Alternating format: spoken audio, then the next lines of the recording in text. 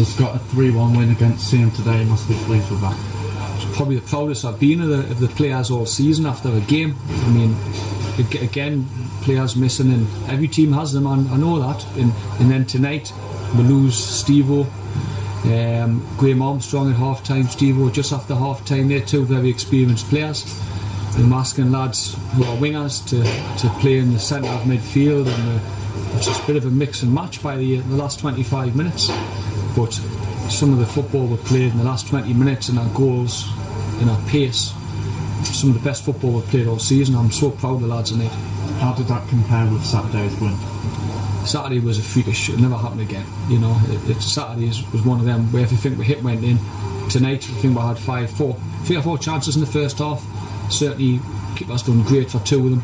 They were going in on Saturday, so you don't get many days like that. I think we had 10 shots Saturday and scored 9 goals. Tonight we'll probably create as many chances, but we've only scored the 3 goals.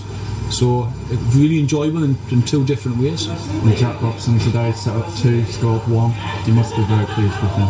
I just felt it was about time he started. Obviously Luke Sullivan got 4 Saturdays, flu, cold, couldn't start the game. So it was either going to be Jack or Dib Fuller, and Dib Fuller's been brilliant this season.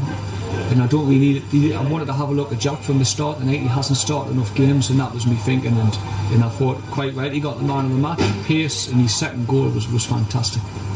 And have you got a selection headache going into Saturday's game? Yeah, but it's about time.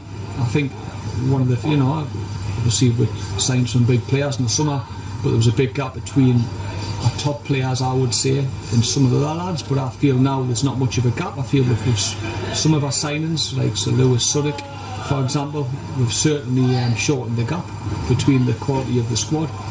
And you're missing Louis Story today. Do you expect him to be back before Saturday? I expect to have Louis back, Luke Sullivan, and also Sam Reid. And obviously there's doubts over Stevenson and Armstrong.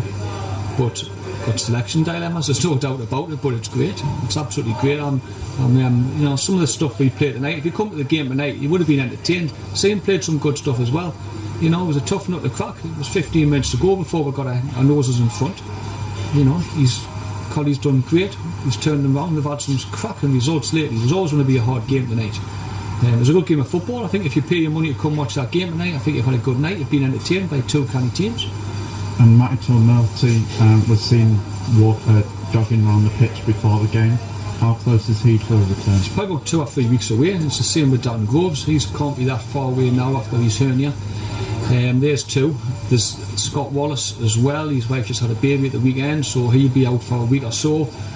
There's a few more as well. There's that many. It's hard to keep up with them, but it just goes to show what a good squad we've got. And I want to say a special mention to Craig Malley tonight at right back. He's hardly played any football. He's been up there for the Player of the Year awards the last 2 seasons he's been. And this season he's had injury worries and found it hard to get in, and I thought tonight he was excellent. That's only his second start of the season in a really fast-paced game. It was really pleasing. I was pleased by Jack Donaghy as well to bounce back after a few days where he hasn't really enjoyed it, to be honest. He's had a couple of difficult games or a couple of difficult weeks, but he's done great tonight. And Sunderland RSA on Saturday, what sort of a game are you expecting? I've got the utmost respect for Swaz and his team. I mean, they've got a good hiding at their place, and they bullied with. I don't often use that word, but they bullied with. And we can't let that happen again on Saturday. We know what to expect. We need to win the battle before you even got a chance of playing any football. Saturday's going to be a tough game, it'll be a good game to watch. Scott, thank you very much.